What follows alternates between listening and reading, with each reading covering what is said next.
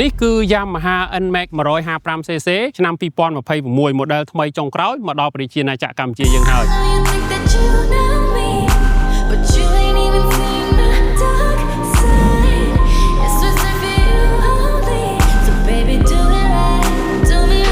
ប្រភេទម៉ូតូនេះគឺប្រើដោយម៉ាស៊ីនស៊ីឡាំងមួយ4 stroke ម៉ាស៊ីនរបស់វាគឺ single overhead camshaft បំពាក់បន្ថែមដោយបច្ចេកវិទ្យា Blue Core និង variable wall actuation ដែលធ្វើឲ្យកម្លាំងម៉ាស៊ីនខ្លាំងស្ទុះហើយជាមួយនឹងប្រើប្រេងសាំងតិចចំពោះកម្លាំង performance អតិបរមារបស់ Yamaha NMAX នេះគឺរហូតដល់15 horsepower នៅពេលដែលវាអាចរត់រហូតដល់ 8000 rpm ស្មើនឹង 8000 ជុំក្នុង1នាទីវាអាចបង្កើតកម្លាំងរមួលរហូតដល់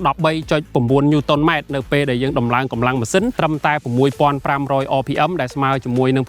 6500 ជុំក្នុង1នាទីនេះគឺជាកម្លាំងប្រើប្រាស់សម្រាប់ប្រភេទម៉ូតូដែលមានរូបរាងដូចកីឡា Yamaha NMAX នេះគឺជាប្រភេទម៉ូតូរចនាបែប Sport ហើយមានកម្លាំងម៉ាស៊ីនប្រើដោយលេខអូតូ4 stroke ហើយវាមានធុងសាំងដែលអាចផ្ទុកចំណុះប្រេងសាំងរហូតដល់ 7.1 លីត្រទាំងកម្លាំងម៉ាស៊ីនខ្លាំងហើយជាមួយនឹងការផ្ទុកប្រេងច្រើនបែបនេះធ្វើឲ្យការរត់ចម្ងាយឆ្ងាយល្បឿនលឿនគឺមានភាពងាយស្រួលសម្រាប់យើងជាអ្នកប្រើប្រាស់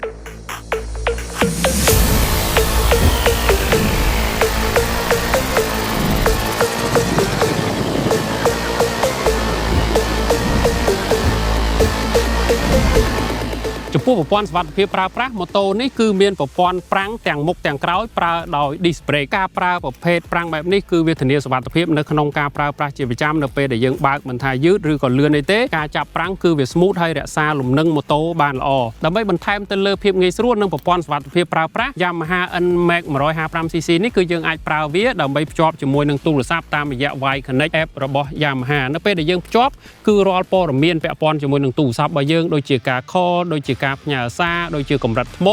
គឺនឹងភ្ជាប់ជាមួយនឹងម៉ូតូបង្ហាញនៅលើអេក្រង់ប្រភេទ digital របស់ម៉ូតូនេះហើយលក្ខណៈពិសេសមួយទៀតនៅពេលដែលយើងភ្ជាប់ជាមួយនឹងកម្មវិធី Y Connect នេះរាល់ទីតាំងកន្លែងដែលយើងចតម៉ូតូចុងក្រោយបំផុតគឺនឹងត្រូវដាក់បង្ហាញឲ្យយើងដឹងថាតើទីតាំងចុងក្រោយមួយណាដែលយើងបានទុកម៉ូតូនៅពេលដែលយើងភ្ជាប់ព័ត៌មានទាំងអស់ហ្នឹងវាបញ្ជូនគ្នាទៅវិញទៅមកធ្វើឲ្យយើងអាចដឹងពីទីតាំងប្រើប្រាស់របស់យើងកន្លែងដែលយើងចតអញ្ចឹងចំណុចនេះហើយដែលខ្ញុំបញ្ជាក់ថាវាផ្ដល់នូវភាពងាយស្រួលនិងបន្ថែមទៅលើកម្រិតសុវត្ថិភាពនៅក្នុងការប្រើប្រាស់ប្រចាំថ្ងៃរបស់យើង Yamaha NMAX នេះក៏មានប្រព័ន្ធ Start Stop Auto បន្តិចដែរការធ្វើយ៉ាងនេះដើម្បីកាត់បន្ថយប្រេងការប្រើប្រាស់របស់យើងឧទាហរណ៍ជាយើងឈប់អញ្ចឹងយើងគ្រាន់តែចាប់ប្រាំងគឺវានឹងផលិតម៉ាស៊ីនផ្ដាច់ដល់អូតូបន្តិចហើយនៅពេលដែលយើងមួលហ្គែវានឹងបន្តទៅទៀតភ្លាមហ្មងចំពោះផ្នែកអេក្រង់ LCD នេះទៀតនឹងបង្ហាញនៅព័ត៌មានចាំបាច់ផ្សេងទៀតដូចជាកម្រិតប្រេងដែលនៅសល់ហើយជាមួយនឹងការដាស់តឿនអំពីការផ្លាស់ប្ដូរប្រេងម៉ាស៊ីននៅក្នុងម៉ូតូ Yamaha របស់យើងYamaha NMAX ឆ្នាំ2026នេះបំពាក់ដោយបច្ចេកវិទ្យាទំនើបចុងក្រោយដែលធ្វើឲ្យការប្រើប្រាស់មានភាពងាយស្រួលដូចជា Smart Key ប្រព័ន្ធបូម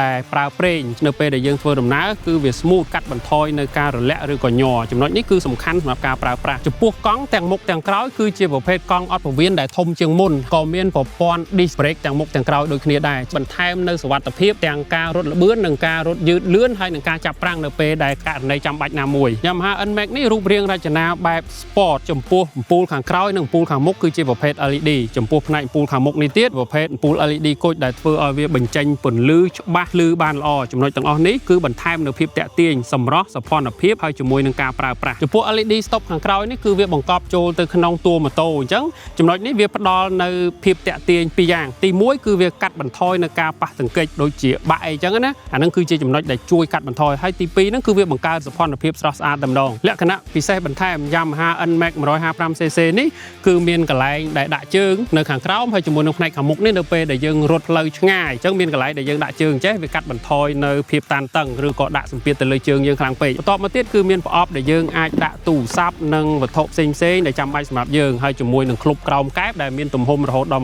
25លីត្រក្នុងក្លុបនេះគឺដាក់អីវ៉ាន់ផ្សេងៗបានច្រើនហើយបើសិនជាយើងដាក់មួកសុវត្ថិភាពក៏បានដែរសរុបទៅ Yamaha NMAX 155cc ឆ្នាំ2026នេះគឺធ្វើឡើងតម្រូវសម្រាប់ការប្រើប្រាស់ប្រចាំថ្ងៃមិនថាជាយើងរត់ផ្លូវក្នុងក្រុងឬក៏ចុះខេត្តចេញ trip អីទេគឺផ្ដល់ភាពងាយស្រួលទាំងការរត់ល្បឿនលឿនផងដែរសម្រាប់អតិថិជនដែលចាប់អារម្មណ៍ Yamaha NMAX 155cc ឆ្នាំ2026អាចទំនាក់ទំនងសួរព័ត៌មានឬក៏មកមើលម៉ូតូផ្ទាល់នៅតំណាងចែកចាយរបស់ Yamaha ទូទាំងប្រជាណាចក្រកម្ពុជាតែម្ដង